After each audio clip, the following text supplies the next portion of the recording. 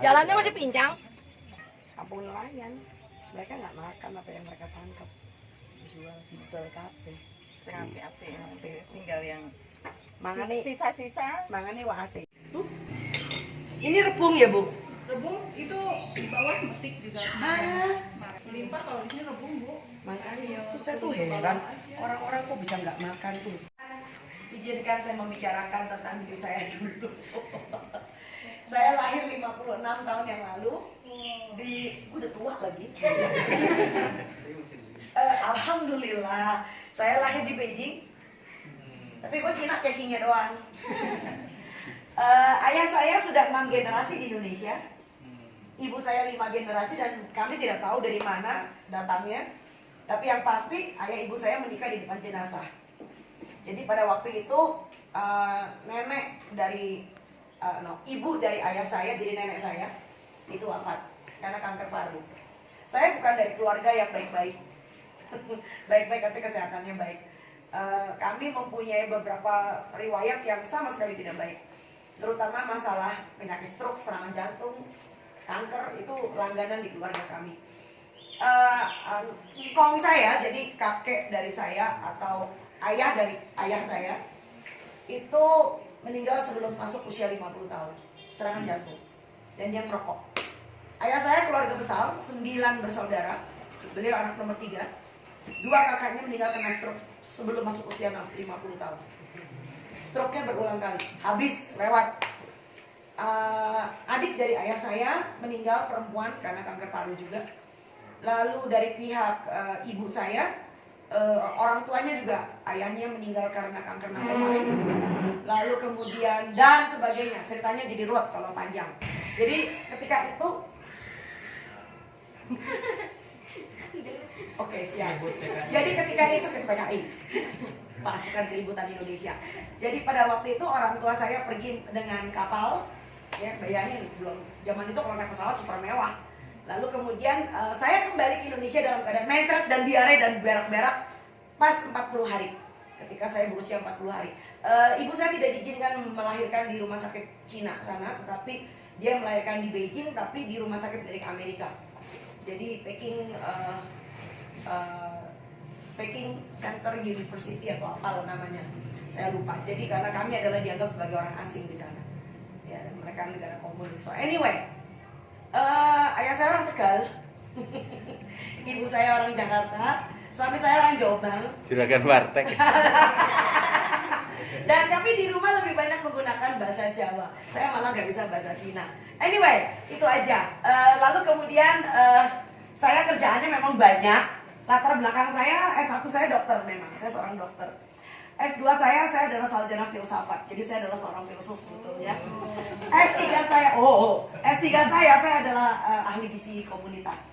Jadi bukan gizi klinik ya. Jadi saya nggak bekerja di rumah sakit ngurusin orang-orang yang diinfus, tapi saya lebih banyak di komunitas. Jadi Anda nggak salah undang saya.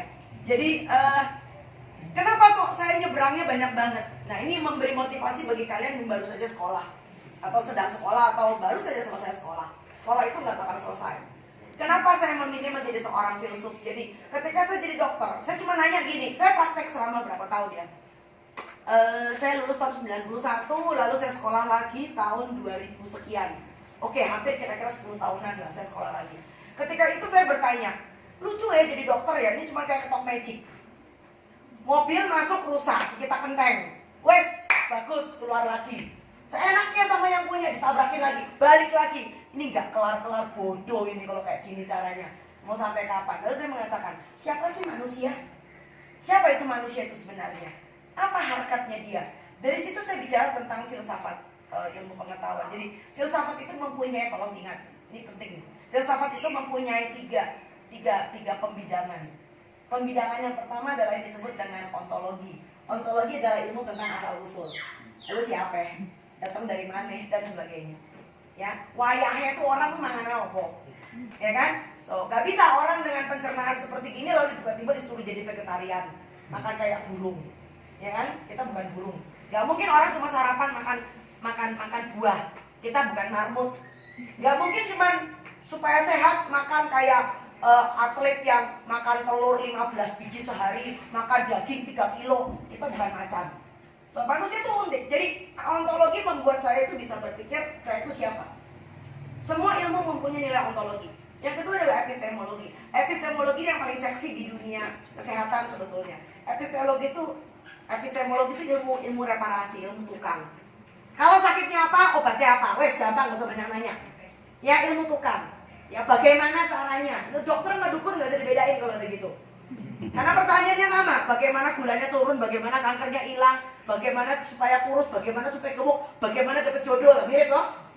Jadi banyak pasien itu kalau ke dokter sama ke dukun gak beda jauh. Nah saya nggak mau punya pasien bodoh, saya pengen punya pasien pintar. Nah yang ketiga yang lebih penting, ini penting banget, ini bangsa Indonesia punya masalah. Itu yang disebut dengan aksiologi. Aksiologi artinya adalah dari semua ilmu yang kamu miliki, ke depannya, baik, buruk, benar, salahnya. Apa? Bukan cuma sekedar manfaatnya. Ya, karena sebaik-baiknya ilmu itu harus memberikan manfaat. Ya, nah kebanyakan orang dia nggak berpikir tentang kedepannya. Yang penting hari ini. Yang penting saya senang. Yang penting ilmunya dapat. Tapi kedepannya sama seperti misalnya, kebetulan saya diundang oleh kalian, jadi saya itu kurang lebih bicaranya bisa lebih nyaman. Misalnya nih, orang kena demam berdarah. Demam berdarah datang dari mana? Dari nyamuk.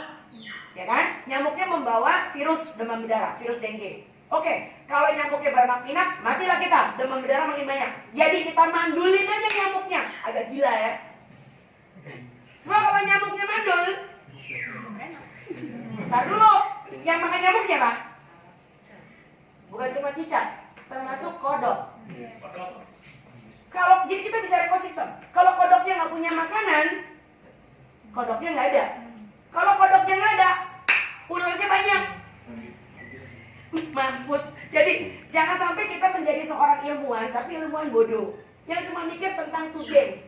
Kita nggak pikir tentang tomorrow. Kalian itu sebetulnya adalah ilmuwan, ya, calon pakar, akademisi, ya. Suatu hari barangkali nggak tahu, Anda kerja untuk dirimu sendiri atau Anda kerja untuk orang lain. Ngapain juga kita jadi manajer yang bagus di kantornya orang, menghasilkan banyak gaji obos, tapi kita berantakan. Jadi bicara soal makan, ini adalah bicara tentang rencana. Biasanya orang kalau punya rencana, dia nggak bakal kena bencana. Problem kamu nggak punya rencana. So, rencananya bikin. Contoh nih, gila ya hari ini benar-benar komplit saya bawa USB-nya. Silakan beneran. Terima kasih Bu. Iya enak aja. Ini kalau bukan Pak Faiz gak bakal loh, serius. Oke, nih contoh ya. Dengerin. Biasanya orang itu nggak punya rencana. Jadi akibatnya apa? Hidupnya kocar kacir. Padahal kalau dibikin rencana, misalnya nih, Senin ayam, Selasa tahu, Rebo ikan, Kamis tempe, Jumat jamur, Sabtu seafood, semua baik-baik aja. Coba bayangin, ini contoh misalnya, Senin, itu isi piringku banget. Ini semuanya padahal ikan loh. Contoh nih, bawang sambal, pisang mas, nasi merah, ikan bawal, sup oyong pakai udang. Nggak punya udang ya udah pakai oyong. Betul apa enggak? Jadi kamu harus bikin rencana makan dalam seminggu. Supaya ketika belanja, kan nggak mungkin belanja tiap hari, ribet. Ketika kamu belanja, kamu bisa pikir, mau beli ikan berapa ekor, mau beli ayam berapa potong, mau beli tahu berapa blok. Nah, kesalahan kalian begitu pulang belanja, semua masuk kamar mayat.